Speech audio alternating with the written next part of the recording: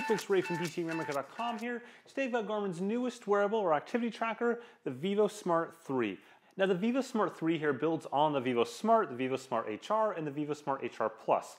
The original VivoSmart was almost 2 years ago or so now, and that just had a very small screen on an activity tracker, kind of the basics. Then there's a VivoSmart HR, which came out about 1.5 years ago or so, last winter basically, and that added an optical heart rate sensor to the back of it. And then there's a VivoSmart HR Plus that took the VivoSmart HR and added to it a GPS chip, and it's pretty impressive. It all fit in this little band right here. Now we have the VivoSmart 3. So the VivoSmart 3 takes the VivoSmart HR and basically makes it smaller, and it also adds a bunch of interesting software features.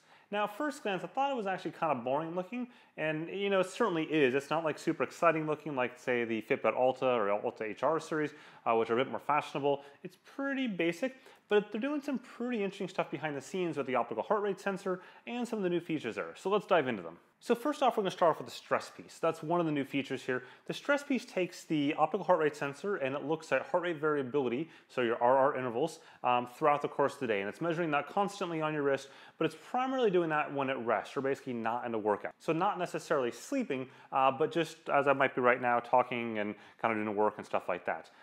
So it was actually interesting to look at the data over the course of the day. You can see it on the display itself, so I can tap it and then go down into the stress area there, and I can see a current score between 0 and 100, and I can then see basically a bucket next to that, so a low, medium, high, that tells me my current stress level, and I can also see what it's been doing trending over the last little while. But it's more interesting to look at it on the website. Once I have it there, I can go and scan throughout the day and see what activities are causing me more or less stress, and then also see how things like workouts and just hanging around and doing day-to-day work impacts that. So it was kind of interesting, for example, looking this past weekend, when I looked at one portion of the day where I had the workouts, that was pretty clearly, it was up much higher there. And then when I came back to see it recover, to see the difference between doing a walk across town versus doing something like actually working and trying to assist on something that was a bit more problematic. So you can definitely see my stress levels, and it was certainly pretty interesting to see it shift throughout the day and see it shift based on what I thought was stressful. And more or less, it was actually pretty darn close. Now, what you do with that, I don't necessarily know. I guess you could look at your stress throughout the day and try to reduce things that are stressful. It might be somewhat hard if your entire day of like 8 hours at work is stressful, but you can maybe draw some conclusions from that. It's kind of cool. Next, we got VO2 max scoring. So this is the same sort of scoring we see in a lot of other Garmin wearables. It's going to give you a VO2 max score, so you know, somewhere between usually 40 and 60 or so, depending on how fit you are. And then from there, it'll also assign a score of like a excellent or not excellent, kind of a way to give you context to what that score means.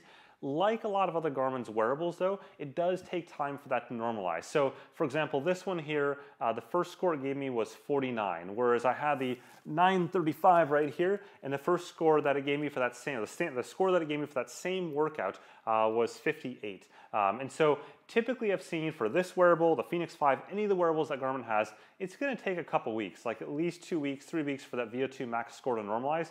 So don't freak out if the first workout it tells you that you're less than optimal. It's just going to take some time. That's normal. It's trying to figure out what's normal for you and judge that over a couple different workouts. Next, we've got the relaxation and breathing timer. So this kind of goes hand in hand with the stress score.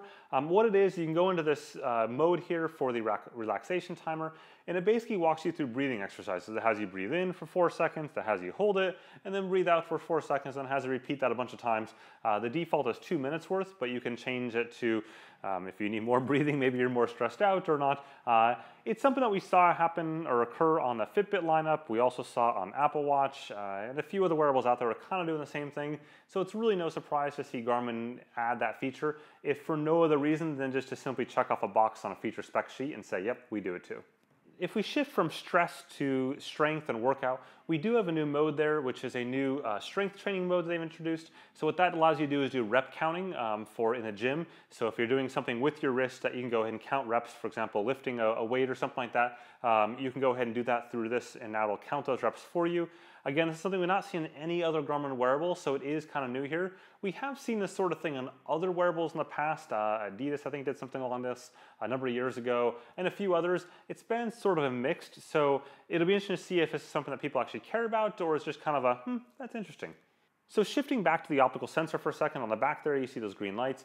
A change they made between this and the VivoSmart HR series is how long and how often this stays illuminated for measuring. For the most part, this is on constantly, very much like the Forerunner 935, which is actually powered off, so it's not really a good example, but the Phoenix 5 series where they're being recording at 1 to 2 seconds, that's the same thing is true here as well, versus the original VivoSmart HR was a lot less frequent. So we're seeing that shift to be able to record almost constantly the entire day.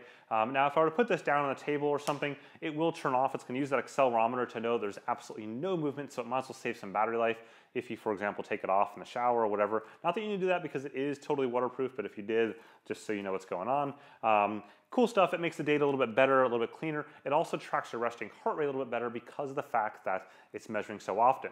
That then gets into the stress piece that I talked about earlier, where they're using that data continuously throughout the day, like literally every second, to measure your stress level based on heart rate variability with, again, the optical sensor. A couple of the quick things to note. One is they've added new watch faces or wrist faces, whatever you call a watch face that's not on a watch, a wearable face, I don't know. They've added a few new options here. Nothing earth-shattering, nothing like, wow, damn, that's cool. Just options to make it unique or make you unique.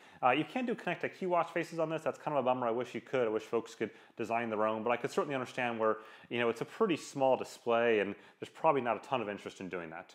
The other things they've added are a new stopwatch and countdown timer. Again, minor things that you can access through the sport menu there, but if you wanted those in the past, they may be useful for you now. I think for most people, they're probably just going to grab their phone for that kind of stuff, but certainly they're in here. They're just sort of a ways down the menu. Now on the workout side, there are some shifts to be aware of. There's some good stuff and there's some bad stuff. The first thing is that there's now an auto start for run and walk activity that you can turn on. So basically it'll automatically trigger a run or a walk if you want for you. That's fine. Of course, since it doesn't have GPS, it's not really going to work all that well for cycling. You can't connect to a sensor of any sort, like a speed and cadence sensor, like you could on the way old VivoSmart edition of the past. Again, sort of an oddity. I'm not really sure why Garmin is excluding those, given they've got nothing else in that price range. And I thought that was sort of an advantage over their competitors that something like Fitbit or others didn't really have. The other disadvantage too is that the display is powered off until it turns on. So right now you can see it's off, and in theory what happens is when I raise my wrist up, it turns on. Or I could just tap the screen, I can double tap and it turns on, you can see it there. The thing is, it doesn't work that well. And this is true of a lot of wearables when it comes to wrist gestures, that, you know, the theory is great, but execution not so much. And so I find that while I'm running especially, it's frustrating because I go to raise my wrist and it doesn't necessarily show the stat I want, and then I've got to tap and then swipe, and the swipe is really sensitive or insensitive, depending how you want to look at it.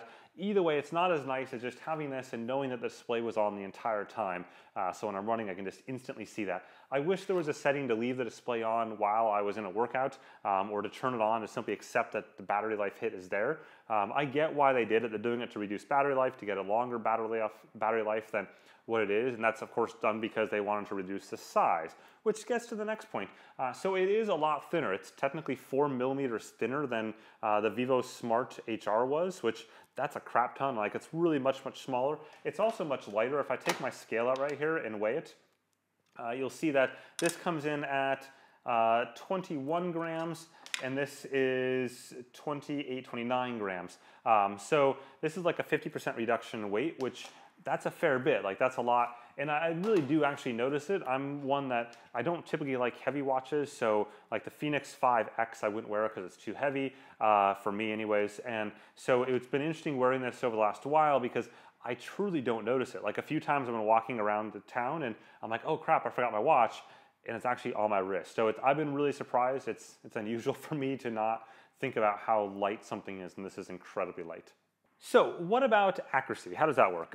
So if I look at optical heart rate accuracy for running, for example, it's not bad. Like, it lags a little bit, kind of like we see with Fitbit on some of their smaller wearables from a lagging standpoint. It's definitely not as reactive as the Fenix 5 or the 935, but it's not out in left field either. I did a run last night, for example. I did a bunch of intervals, trying to vary the pace significantly, like from walking to just straight out sprint, and it gets there. It's just not so quick to get there. So I wouldn't recommend it, like, if you're really hardcore into making sure your heart rate is exactly there, but if you're doing steady state workouts, then it's fine. Like, it catches up and it's good. From a cycling workout standpoint, it's totally useless. Like, it's completely off in left field. I could be going like 160 beats per minute and not going. I guess I could have 160 beat per minute heart rate and this thing will show me like 90. Totally useless. It does broadcast your heart rate over AMP+, but only if you're in the special mode, so you can't use both a workout mode and broadcast mode at the same time like you can some other devices. Probably not a huge deal because again, it's not really that useful to broadcast this heart rate because it's so bad during cycling. If you want to broadcast it for some other reason, then it'd probably be just fine. So as far as distance accuracy goes, it's actually pretty good as well. So again, on my run last night, for example, it was within 0.02 miles of the total distance, which was pretty solid, depending on which GPS watch you used. It came at 3.20 miles for this. I had a Phoenix 3 on that was also 3.2, I believe, or 3.19, and I had a Phoenix 5 or 40935 that was at 3.13, I think. So depending on which watch you want to choose, it's all really darn close. And that's not bad for accelerometer. You know, I varied my pace a bunch on this run last night, and it was pretty solid. Another longer run I did this weekend, I was pushing a stroller for a portion of it in the first half a mile or so. So the distance was definitely off there because I was pushing a stroller. But once I got out of that, it actually matched the distance changes that I was seeing on my GPS watches. And I had like 4 GPS watches with me. And so that was pretty good too. So not too bad for running and walking, and in steps is fine. It's on target of what I see for other devices in terms of looking at those devices and having them match across between each other. So what's the overall deal? Well, for 129, it's not bad. It's small incremental improvements. It's very much like we saw with Fitbit and the Alta HR from the Alta they had a year ago now, I guess. And so they're nothing revolutionary here, but they're nice little touches. It's kind of like keeping up with the Joneses here. Each company is adding a few little features to kind of tweak out things and make it a little bit better than someone else. Nothing is like, wow, I gotta have that. But if you're already in the Garmin family, like you've already have, for example, an edge cycling computer or a watch just for workouts, and you want something to track the rest of your day, this is a pretty darn good option. On the flip side of that, as I always recommend for activity trackers, stay with what your friends have. If your friends all have Fitbit, then honestly go with Fitbit because the social portion of it in terms of leaderboards and challenges and stuff like that is specific to a given device. Fitbit people stay to Fitbit, Garmin people stay to Garmin, and so on. So if all your friends have Fitbit, don't go out and get a Garmin, and if all your friends have Garmin, don't go out and get a Fitbit. You're not really gonna be better off by doing that. They're all pretty equal from a device standpoint. So with that, thanks for watching. Go and whack that like button down below, as well as hit the subscribe button. There's plenty more sports technology goodness on the way. Next week, we've got Sea Otter coming up here in California, or there in California, and there is lots of cool tech out of that. And then, of course, Boston Marathon's coming up, so expect to see a bit more tech surrounding that too. Have a good one.